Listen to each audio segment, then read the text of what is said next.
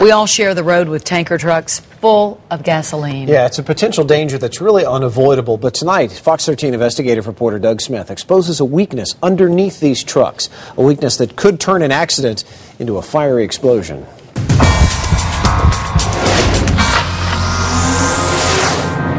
From the air, it looked like one huge fireball. But drivers on Interstate 75 just south of Tampa saw the horror up close.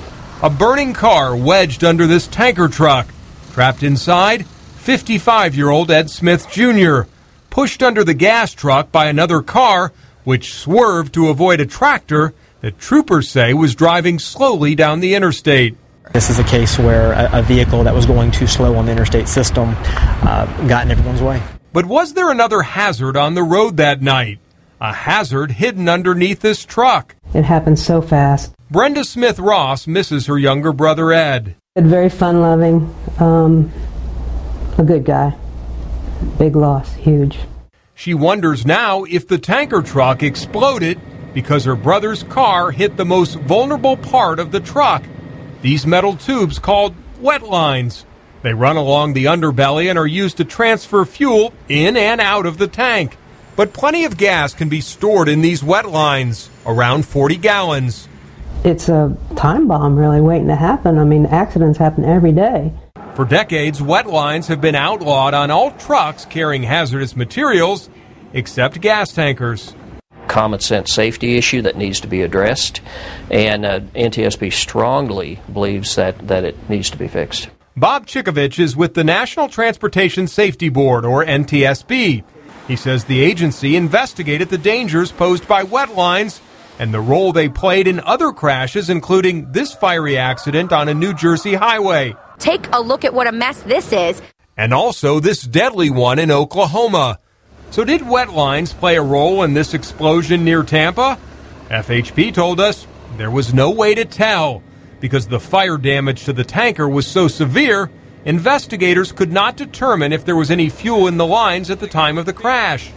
But accidents involving wet lines may often go unreported. This internal memo from the U.S. Department of Transportation warns that these type of accidents are underreported as much as 60 to 90%. The American Trucking Association disagrees and argues that death and injuries are extremely rare.